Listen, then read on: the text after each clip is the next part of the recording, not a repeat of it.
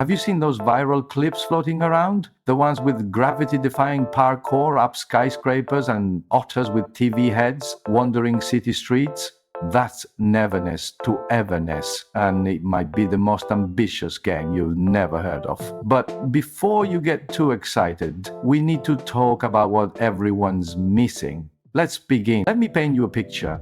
Imagine if Cyberpunk 2077 and Control had a baby, raised it in Tokyo, and then made it free to play. That's what Hota Studio, the developers behind Tower of Fantasy, are promising. And if you just felt the red flag go up at Tower of Fantasy, hold that thought. We're gonna come back to it. First, let's talk about what makes this game different. While every other open world game is obsessed with making their map bigger, I'm looking at you, Assassin's Creed, NT is doing something revolutionary. They're focusing on a single city called Hetero. But here's the catch. It's not just any city. This is a metropolis where reality itself breaks down, where buildings twist into impossible shapes, and where you might run into a skateboard that's gained sentience. Yes, that's actually in the game. But here's what nobody's talking about. This could be the first game to solve gaming's biggest problem. Empty open worlds. You know what I'm talking about. Those massive maps filled with nothing but copy-pasted camps and random collectibles.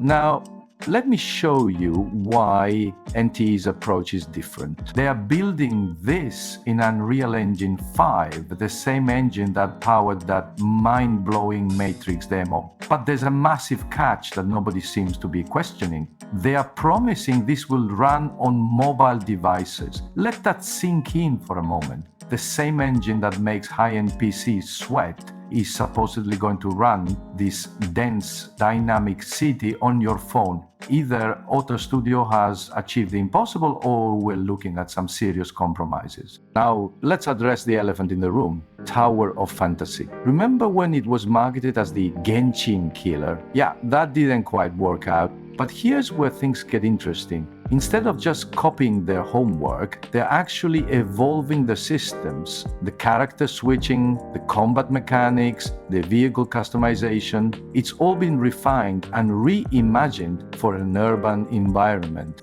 But the most fascinating part? The NPCs. They're promising citizens that actually live in this city, not just walking mannequins with 2 lines of dialogue. They react to the supernatural events around them. They have routines. They make the city feel alive. At least that's what they're promising. And if you think this sounds familiar, yes, this is exactly what Cyberpunk 2077 promised before launch. Speaking of promises, let's talk about what they're actually showing us. The footage we've seen is running on Unreal Engine 5 with features like Lumen, global illumination, and Nanite geometry. For the non-tech people in the room, this means the game can handle incredibly detailed environments with realistic lighting. But, and this is a big but, we haven't seen how this runs on mobile, and that's where things get concerned.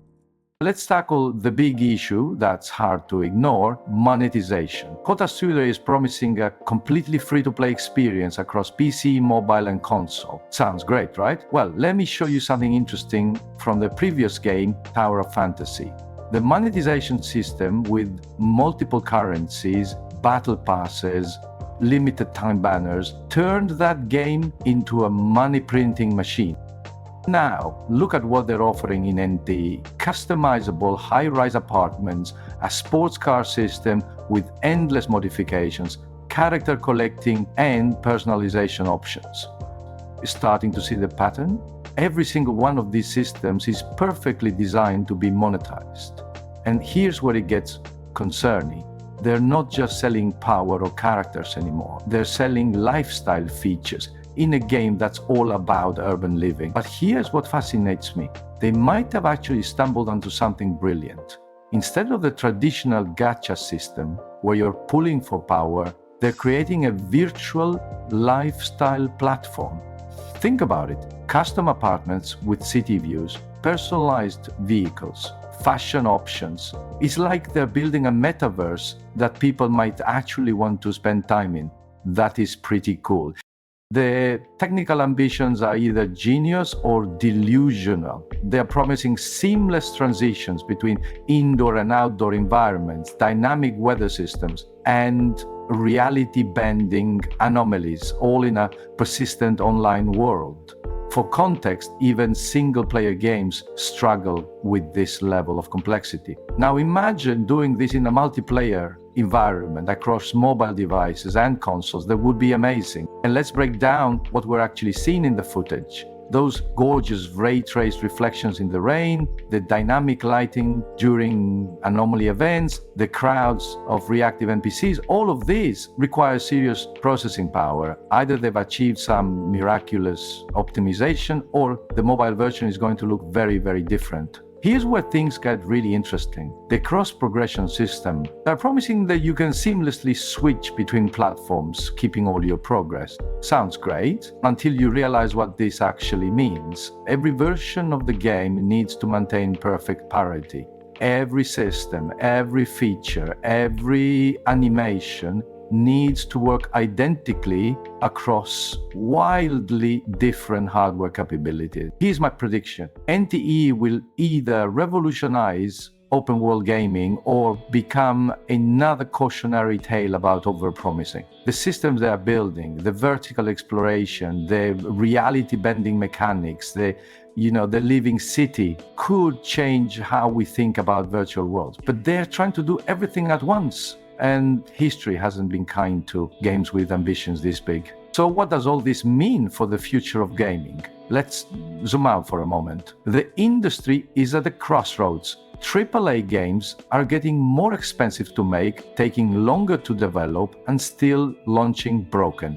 Meanwhile, free-to-play games are making billions with a fraction of the development cost. NTE is trying to bridge this gap, and that's either brilliant or terrifying. Here's what nobody's talking about. The real innovation isn't the supernatural elements or the open world. It's the platform they're building. Think about it. A persistent online city where players can live virtual lives, customize their spaces, and experience dynamic events. Sound familiar? It's everything Mark Zuckerberg promised with his metaverse.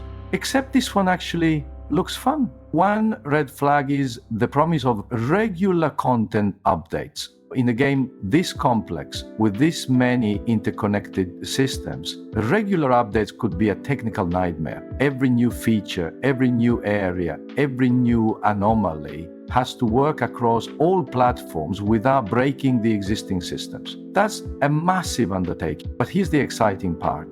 Even a scaled-back version of what they're promising could be revolutionary. A dense, vertical, open world focused on quality over quantity, a living city that actually feels alive, supernatural events that transform familiar spaces. These are things gaming desperately needs. So, should you be excited about Neverness to Everness? Yes, but be smart about it. Don't pre-register expecting the next game and revolution. Register expecting an ambitious experiment that would either change everything or fail spectacularly.